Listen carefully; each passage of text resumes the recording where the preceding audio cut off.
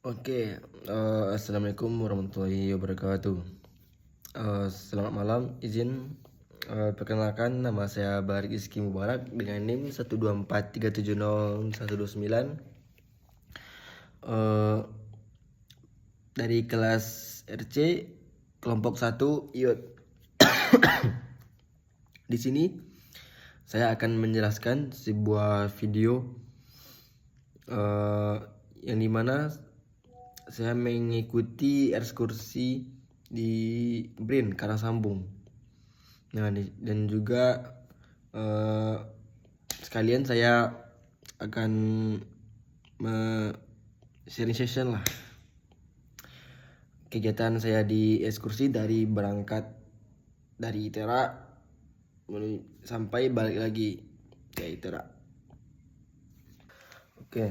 Yang pertama itu saya berangkat ke BRIN Karasambung itu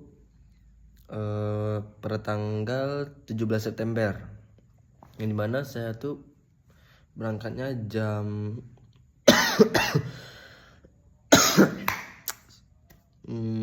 jam 3 sore, ngumpul di gedung C sambil menunggu bus, dan akhirnya berangkat di jam 4.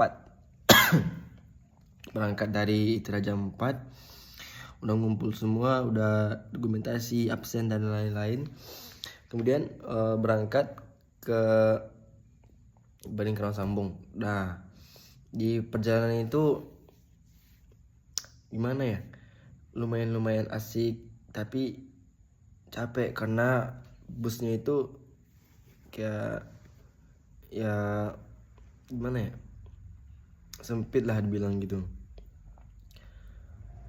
Jadi perjalanan dari ITERA ke BRIN itu jauh bener sumpah.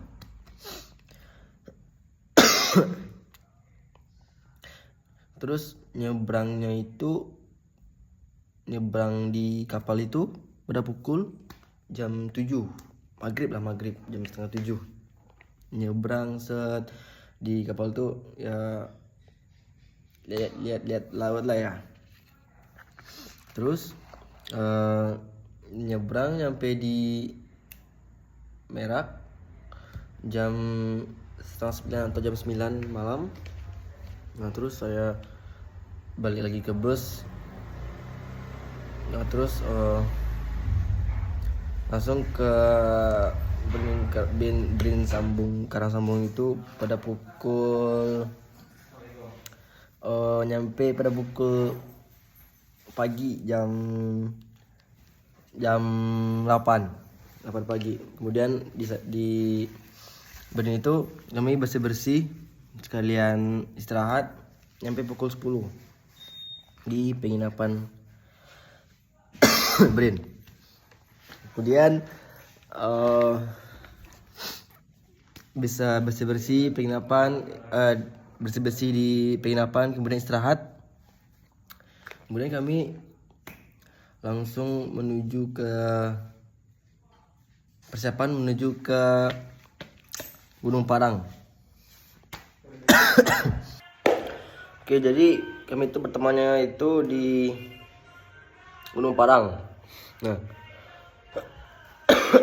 kemudian awalnya itu setibanya di kawasan Karasambung itu, pertama yang muncul itu adalah ya keindahan bentang alam yang sangat khas, dimana bukit-bukit batu yang menjulang, lembah sungai yang dalam, dan lapisan batu yang tersingkap di bidang perbukitan itu menjadi pemandangan itu.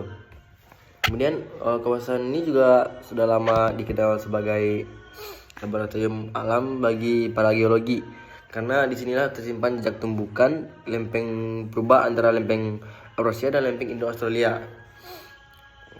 Kegiatan ekskursi kami dimulai dari daerah Gunung Parang. Nah, yang merupakan salah satu lokasi terbaik untuk mengamati batuan metamorf dan struktur lipatan yang terbentuk akibat tekanan tektonik besar di masa lampau. Di sini kami belajar mengenali jenis-jenis batuan metamorf seperti sekis,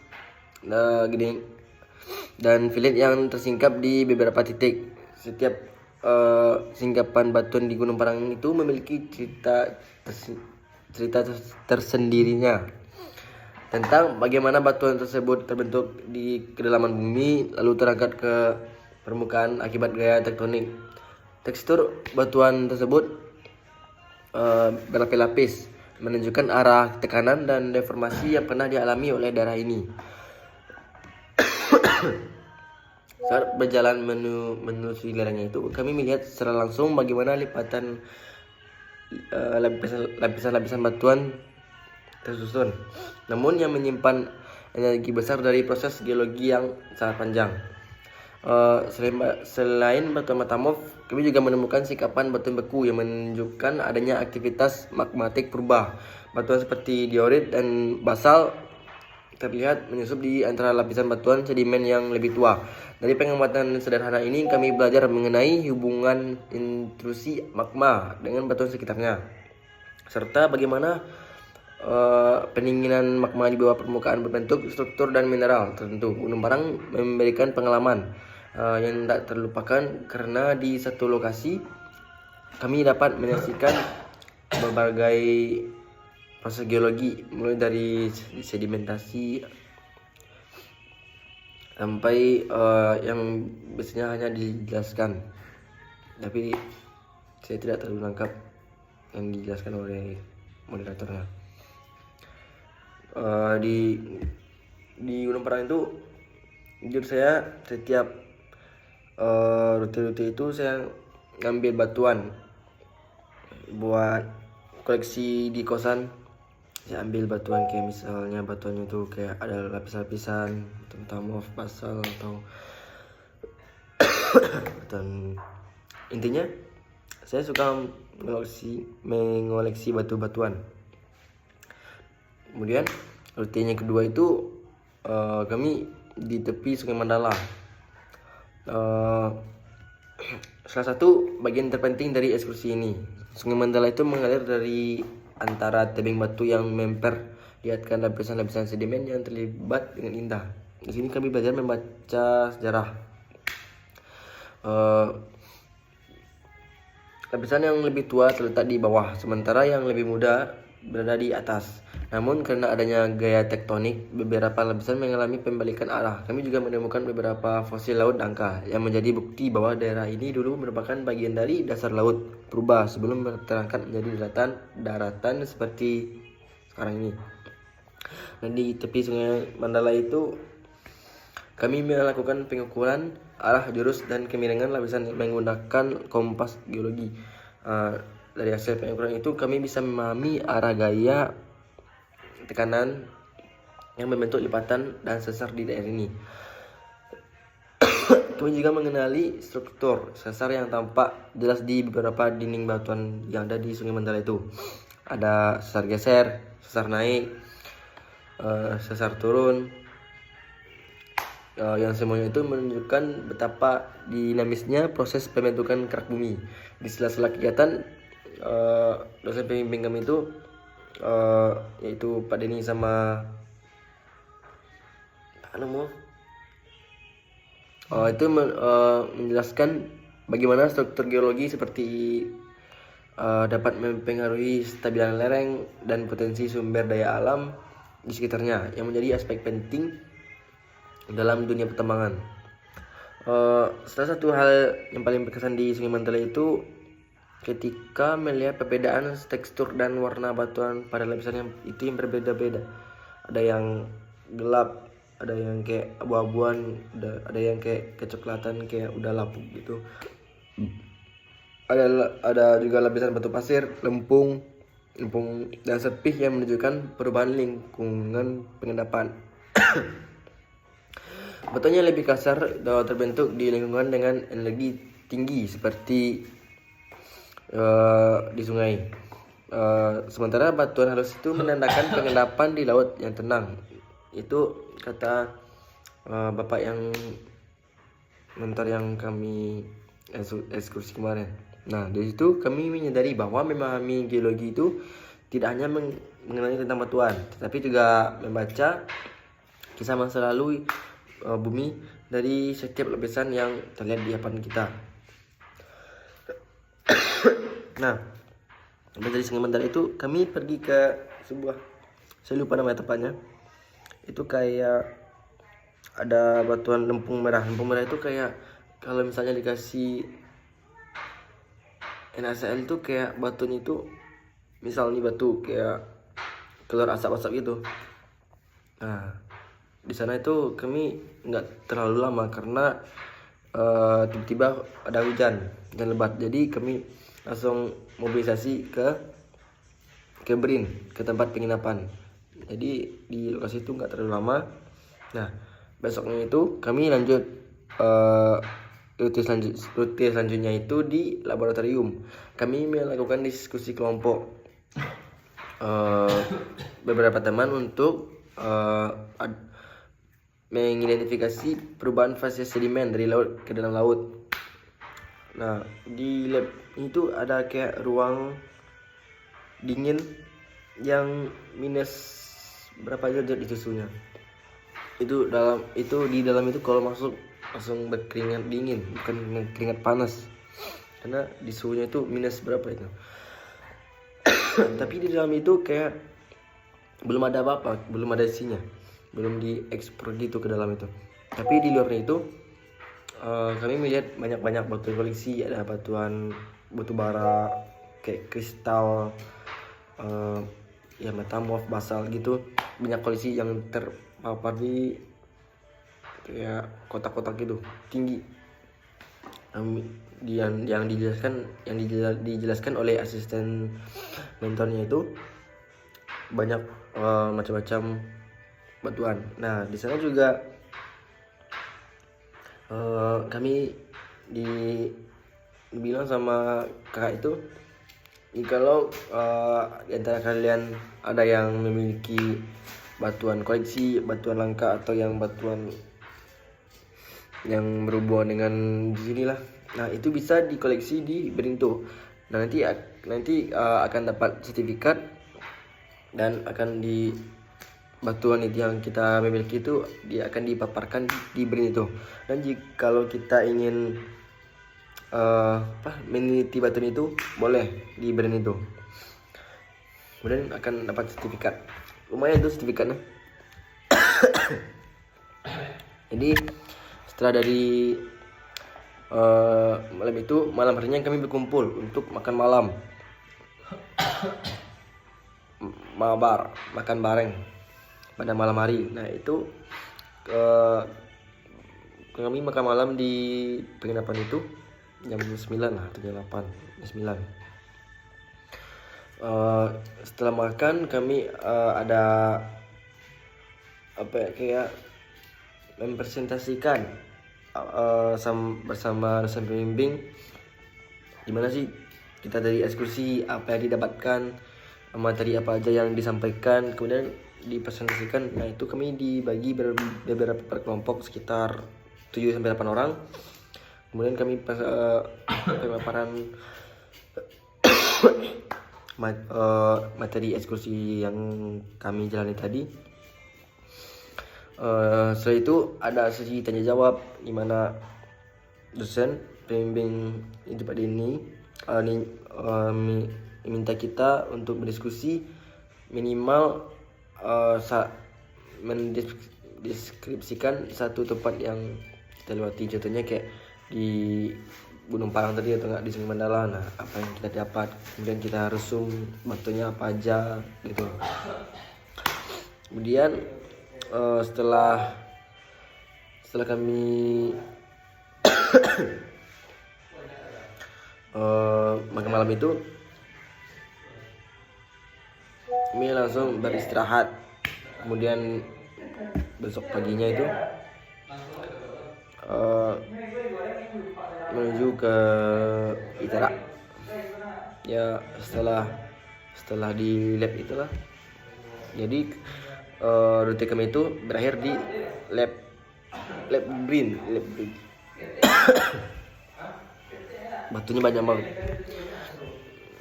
Ya, mungkin itu sih. Oke, jadi setelah rute terakhir itu di lab BRIN, kemudian kami bersiap-siap untuk balik ke Itera. Enggak, bukan balik, tapi menuju ke Jogja. Yang dimana kita di Jogja itu refreshing, sekalian pergi main, beli oleh-oleh. Jadi berangkatnya itu dari jam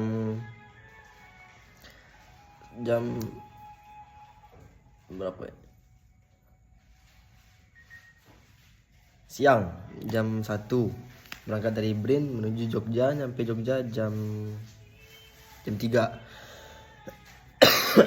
Ya, kemudian di Jogja itu pas di pemberhentian di Taman Jogja itu kami misah, yang dimana kami beli oleh-oleh, beli makanan atau baju, gantungan kunci atau foto-foto. Ya banyak lah nyari laguin Jogja itu. Jujur, Jogja itu kayak gimana ya? Banyak bule, sumpah. Mana jalan sini ada bule, kesini lagi bule lagi, ke sana ada bule lagi. Kayak udah di negara barat aja. Terus udah muter-muter Jogja, nyari baju, nyari oleh-oleh. Kemudian kami makan di Jogja itu apa namanya ya, ayam lah pokoknya. Ke sana terus mengobrol. Nah, batas kami di Jogja itu sampai jam 6. Jam 6 tuh dari bus dari lokasi pertama. Jam 6 di bus, jam 7 baru berangkat ke Kitera. Jadi perjalanan kami itu di Jogja itu ya gitu-gitu aja. Karena cuman dikasih waktu dari jam 3 sampai jam 6. Ya, sampai 6. Kemudian oh ya, saya beli oleh-oleh Jogja itu kemarin, beli oleh-oleh bakpia sama kerupuk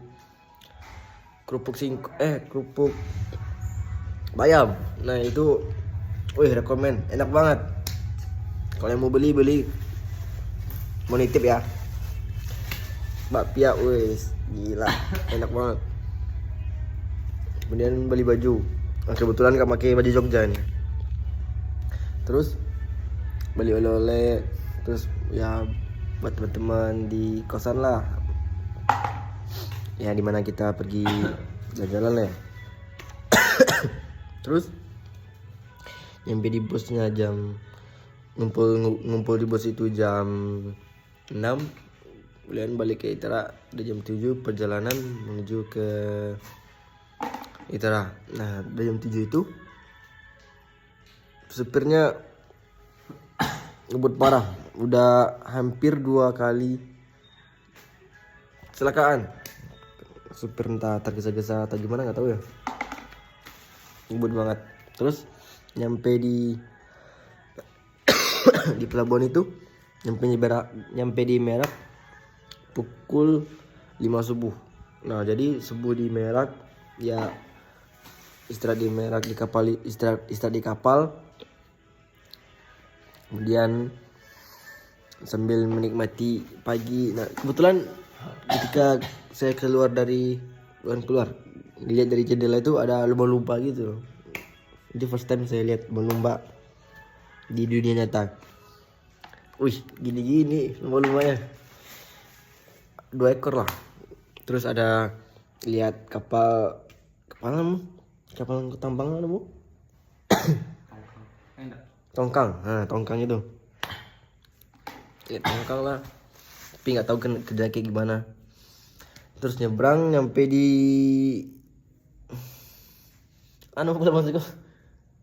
Sumatera. Yang di Lampung. Nah, nyampe di Bakau jam 8. Jam 10. Jam 8.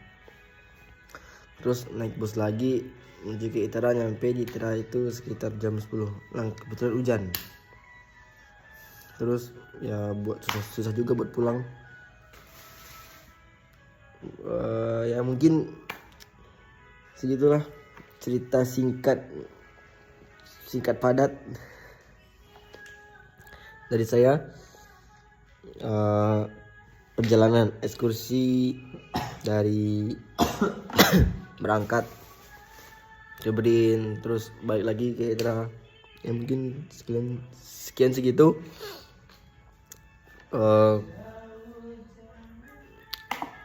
Kurang lebih saya minta maaf kalau ada salah kata atau yang kurang sopan, saya minta maaf. Assalamualaikum warahmatullahi wabarakatuh.